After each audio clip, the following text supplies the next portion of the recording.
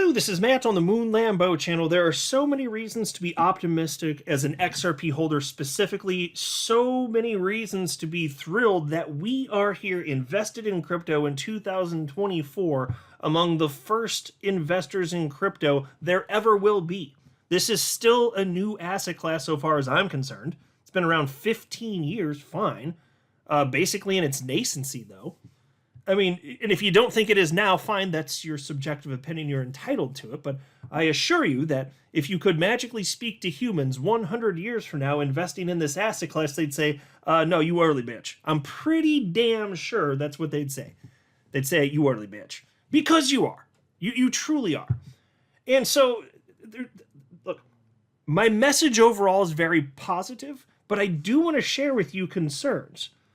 Because if certain, let's say it like this at the outset, if certain people have their way, if they could have what they want right now implemented and force it upon you, then you listening, you would not have your opportunity for life-changing wealth investing in crypto at this early stage.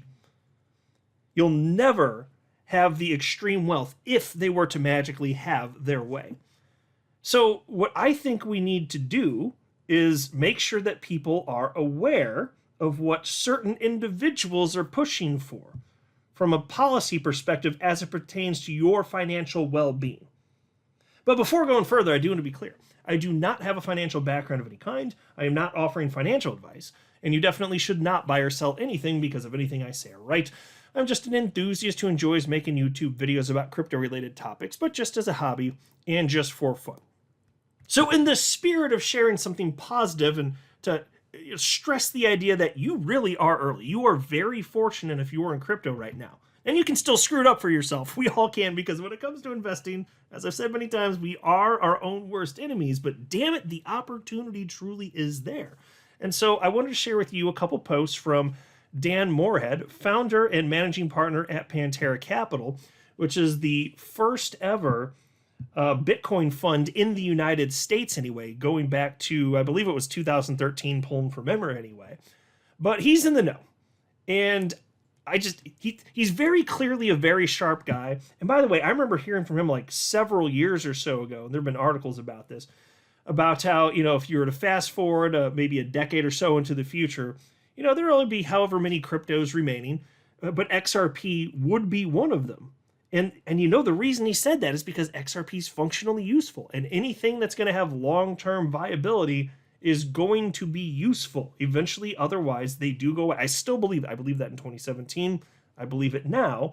It just takes a really long time for the industry to flesh itself up, for global speculators to work it out. And that's fine. I have no qualms about that. It's a messy process, but that's just how it is. But here's what Dan Moorhead had to say just this morning. Bitcoin is not only the most asymmetric trade I've ever seen, I think it's the most inevitable trade. Institutions have yet to really address it. They have either 0 or less than 1% of their assets in crypto. This is why I still think it's asymmetric. And amen to that. And I know he said Bitcoin specifically, but still, even if you're talking about crypto broadly speaking, because the crypto pie is going to get gigantic. I mean, it's still a tiny little thing in the scheme of things, even being a multi-trillion-dollar asset class at this point. You might as well round down to 0. It's so little, frankly. But he makes a good point, does he not? Institutions have yet to really address this asset class, which is why I say to you, you are early. You have an opportunity for life-changing wealth, and it's up to you to make that happen. Because there's a lot of ways that people can screw this up for themselves. But that's also why I want to warn you about those who want to take that opportunity away from you, which I'll get more into in just a moment. But I wanted to highlight a couple positive things first. And there's also this post from Dan Moorhead. On my panel at Bitcoin 2024, the moderator asked me why it's taking so long for Bitcoin to overtake gold's market cap. And here was his response, quote, Aaron's question is why I love this trade. We've been doing this for 11 years, and during those 11 years, on average, Bitcoin has doubled every year. And he's complaining it's taking so long. Now that is a great trade, end quote. I thought that was a good perspective, right? Because you know what I always say, but people are complaining about the price of XRP. But I want my Lambo now. I want my Lambo now. Shut up, you little baby-faced idiot stick. That is not how this works. If we're right and this thing runs, either you have exposure when it happens or you do not. We don't get to choose. And so when people are talking about this, oh my God, Bitcoin, gold market cap, not even close. Well, okay, if you want to bitch up a storm like that, but how about some damn perspective? 15 years ago, this didn't even exist. And now you're complaining it didn't eat gold fast enough? Especially, well, think about the early years. It wasn't even taken seriously. I mean, it was barely even, I guess you could argue, like, by the time I jumped in 2017, some people were kind of taking it seriously, but it was so insufficiently known. And so it's all about perspective, though.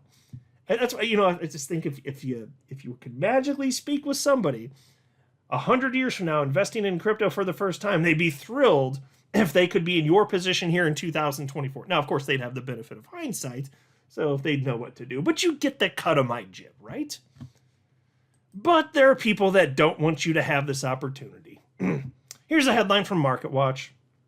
Kamala Harris backs Biden's tax proposals, including a tax on unrealized capital gains. I don't need to read the article. I want to share with you perspective from people in our little world of crypto here. So there's this post from Charles Hoskinson. He, of course, is a co-founder of Ethereum, but also a founder of Cardano. And he shared a post from Joey Manorino. I'll share with you part of what Joey wrote here. It's on your screen. He wrote, Kamala Harris has endorsed a tax on unrealized capital gains. In other words, if you buy a Bitcoin at $50,000 and it goes up to $70,000, but you don't cash out the Bitcoin, you still owe tax on the $20,000 of capital gains. This is insanity. And he also writes, media isn't reporting this. They are reporting that she just endorsed the Biden tax hikes proposed in his latest budget. Right, but that is in it. That is in it. And so think about that. So now you have a tax bill. You didn't sell it, so you don't have the profit. That's why it's called unrealized profit. If you don't have that money liquid, whatever the tax bill is, what do you have to do? In order to have it, you actually have to sell the Bitcoin then. Or if you don't, imagine maybe you've got enough liquid to pay the tax bill, but then it goes down. Well, do they pay you back in reverse? Does it work that way? No, it does not. Not remotely reasonable. Here's what Charles Hoskinson had to say about this.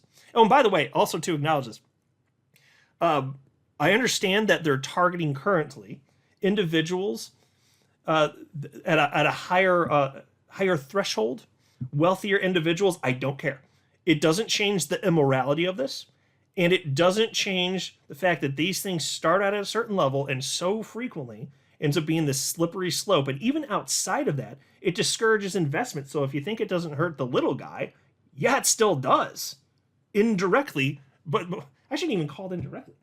Maybe because the reason I say that, though, is because even if you say it's hitting somebody that is the wealthy person, you're talking about entrepreneurs, job creators. If they're not doing as well because they're giving money to daddy government at a level that's unprecedented, do you think that's good for their business and their ability to expand their business and employ more people? Duh, no. And so here's what Charles Hoskinson said, though. 25% tax on unrealized gains is the most insane, unconstitutional theft ever proposed by any political party. You didn't make any money. You have no access to these quote-unquote gains, but somehow a government official will just invent a profit and send you a tax bill. This is theft. Now, that is sentiment that I agree with. And not to preach politics, and this isn't a political channel, but as I've always said, and I'm going to stand by this, I will only speak on anything remotely related to anything political insofar as it has something to do with economics, finance, or specifically crypto. And here specifically, a policy like this absolutely would impact everybody certainly in the United States listening. And then what would that mean on a global scale? Because look, even if you're outside of the United States, I'm sorry, you may think this is just a bit of ethnocentrism, but if you look at the numbers, you'll know it's not. It is the case that if the if the economy here is negatively and dramatically impacted in the United States, there are global ramifications. Sorry to say it, even if you don't live here, it matters for everyone. It just does.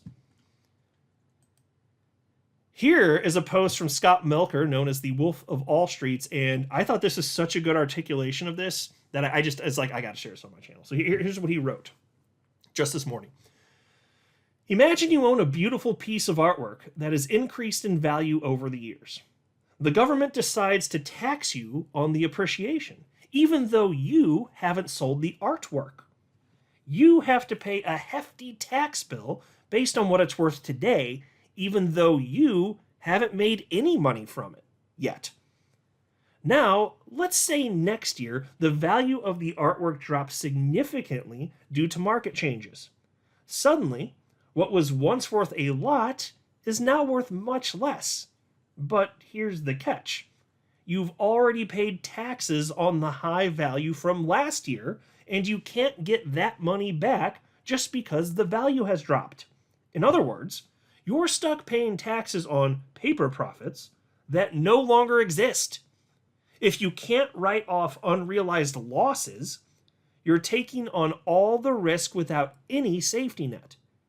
This can be devastating, especially for business owners or investors who might be forced to sell assets at a loss to cover the taxes on gains that have disappeared. And I'll pause to remind you here. He's fine, sharing a hypothetical about a piece of artwork. This applies to crypto. And even if you don't fall into a high tax bracket where this immediately hits you, it's still disgusting and immoral, so I still want to talk about it. I find this repulsive. And the ramifications on a massive scale because of how it would impact the economy, yes, that hits you. Absolutely it does. And then he says, this creates a scenario where people are taxed on theoretical gains without any protection if those gains evaporate. It's like paying a huge tax on a lottery ticket that you haven't even cashed in, only to find out later that it wasn't a winning ticket after all. The result could be financial ruin for individuals and instability for the economy as a whole. Still think taxing unrealized gains is a good idea? No. And the type of people that think this is a good idea all too frequently, it's the class warfare types. And I find those arguments just despicable. How about instead of dragging down people that have risen to the top, how about trying to lift people from the bottom and bring them up rather than drag other people down? How about that? Here's a post also from the Scott Melker, Wolf of Wall Street's. Unrealized capital gains is an insane proposition. I continue to see people saying, but it only matters to people with $100 million. A, that doesn't make it right. B, it's a slippery slope to eventually being everyone. C, have some belief in yourself and go make $100 million. Golf clap for Scott Melker. I could not possibly agree more. Hitting the nail on the head. There's also this post in response to that from Dave Weisberger, economic freedom advocate and market structure geek. And he wrote the following. Even at $100 million, it destroys the private company market by essentially capping the valuation of such companies well below unicorn levels. No founder could afford to pay 25% of their stock's appreciation without being forced to sell at a loss, potentially losing control. I wonder if this historically bad idea is meant to make the extremely bad idea of doubling normal capital gains tax look more reasonable. Yeah, and so that's the other thing that they're going for, doubling capital gains tax, which, by the way, would also hit certain people in the world of crypto. I mean, you want to make a lot of money, right? But you only want people to get soaked with taxes if it's not you? That's disgusting. I hope you don't think that. I don't find that to be remotely reasonable. So anyway, I just thought I'd share with you some of these thoughts because they're repulsive. And look at this. These people are not genius level. Look at this headline from Newsweek. This is widely discussed in the world of crypto. U.S. economy added 818,000 fewer jobs than originally reported. Now, either this was intentional because it's an election year or it's incompetency. Either way, it's bad. Here's a post from Zero Hedge talking about this. Shared this with their 1.9 million followers. This is the biggest negative revision to payroll since the global financial crisis. Crucially, it took place in an election year and was meant to pad the numbers, making the economy appear much stronger than it was. Well, what do you guys think? You guys tell me what you think on that. It's not good. And then there's this whole price control thing. All of this is intertwined because it's all just garbage approach from an economic perspective. I do not want this crap. And I hope none of you do either. There's this post. This is another one from Scott Melker. He said, the government floating the idea of price controls to tame price inflation on food and consumer goods is gaslighting of the highest order. And so, folks, in case you hadn't heard, this is another thing from the Harris campaign embracing also what the Biden administration wants. And she's part of it. Kamala Harris, part of the administration here, just to be clear, in case you forgot. And it's just the way they frame this, too. It's just like, I feel so talked down to, like, they think I'm too stupid to understand what's actually going on here. They want to stop. They want to stop grocery stores from gouging you. That's gaslighting. So Scott Melker says, prices are not high at the supermarket because of corporate greed. They are high because of money printing and spending. There's no price gouging on food. These companies are being squeezed by higher costs and making less money than in the past. Misdirection. And so there was this post from somebody named Tim Burchett. And he wrote, Kamala's plan to put price controls on groceries shows her lack of understanding of economics. A grocer's margin is 3 to 4%. Stupid politicians are the problem. Yeah, and I've heard it's even lower. Somebody can fact check the percentage. Either way, it's almost nothing. I've heard that it's less than 2%, the grocer's margin. Almost non-existent. Highly competitive industry. And so then you have this genius class person here, Dr. Jane George, running for Congress, and reposted that and doesn't seem to understand economics either, and says, are you kidding me? In 2022, Kroger reported an operating profit of over $4 billion. Walmart had an operating profit of $21 billion. Costs have increased to the consumer every year since COVID. The corporations are gouging consumers. It's just idiot level stuff. Obviously, it's happening at the same time of inflation, and I am going to share with you a couple of my responses to that. But first, I thought I'd share with you Eric Voorhees' very brief response here. Eric Voorhees, of course, is the founder of cryptocurrency exchange Shapeshift, and he wrote, you have no ethical right to coercively mandate what price someone may set for the goods she offers to others. Spot on. A buyer and seller in a market should be able to agree on a price. And if you don't like the price somebody's offering for a good, you can, especially if it's commoditized to the degree that groceries are, you can probably buy it somewhere else. Jesus, this is not hard to understand. And so I responded to her because she said, hey, Walmart, all these operating profits, she's talking about Walmart profit in terms of absolute dollars here. Just completely nonsensical. The margins are still slim. The margins, very slim for groceries specifically, right?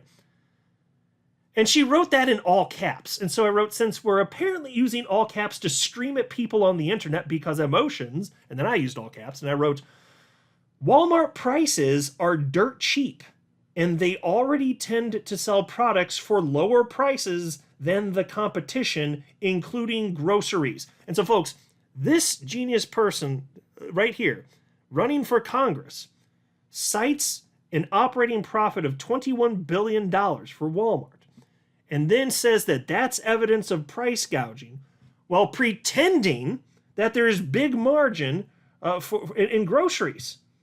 Like, people go to Walmart specifically because they tend to be the cheapest. What in the ever-loving gaslighting fresh hell is this nonsense? And then I also wrote, but this is an even better reason as to why you're wrong. And I shared the Eric Voorhees quote. And I said, if you're a business, you can't force a customer to buy from you. If they agree to the price you're selling groceries, that's probably a good sign you're offering them at the best price. You have no ethical right to stop buyers and sellers from transacting amongst each other as they please. And to further highlight the degree to which there's been serious gaslighting here, and this is not to be trusted, I responded to a thread from XRP community member Pompous Maxi talking about this topic as well, and I wrote, I also would like to know why grocery stores just randomly decided to get greedy now, while there just happens to be wild inflation, rather than being greedy several years ago. What made all grocery stores nationwide get greedy at the same time? How could they risk being greedy when they are in a highly competitive industry with less than 2% margin? Oh, and folks, on top of that, of course, it happens to be an election year, so that we're supposed to believe, because I feel like my intelligence is being insulted here. They actually have you believe that randomly now, not several years ago, they didn't want to get greedy then, but just randomly now, at the same time there happens to be wild inflation, printing the dollar into oblivion, this is the time. Like, you know what, we should suddenly get greedy, right? And yeah, inflation's, but also it's an election year. Let's just get real greedy. And then we're just to believe that all grocery stores throughout the entire damn country just got in cahoots, and we're like, we're going to gouge these mofos. How stupid do they think we are? Well, unfortunately, there are some people stupid enough to believe this crap. It's completely ridiculous. And so, look, the reason all of this matters is there's a particular party that actually will allow you to have opportunity to do what you want and allow you to keep more money in your pocket, versus another party that wants you to have less economic freedom and less opportunity. And frankly, as it pertains to crypto, they want to remove your opportunity for life-changing wealth. I'm not making this. Look at everything that's been voted that's had to do with crypto. Almost 100% of people in one of the political parties is voting consistently anti-crypto. Not literally all of them, but the vast majority. And then there's another party that is voting pro-crypto. You know which is which. So do whatever you want, but just understand, and I will keep delivering this message, you know, and it's fair enough, because look, I'm not a one-issue voter myself. Just understand that if you're voting for a particular party, you are not voting for your best financial interest, certainly not as it pertains to crypto. I'm not a financial advisor. You should not buy or sell anything because of anything I say or write. That would be a very, very, very bad idea. Until next time, to the moon, Lambo.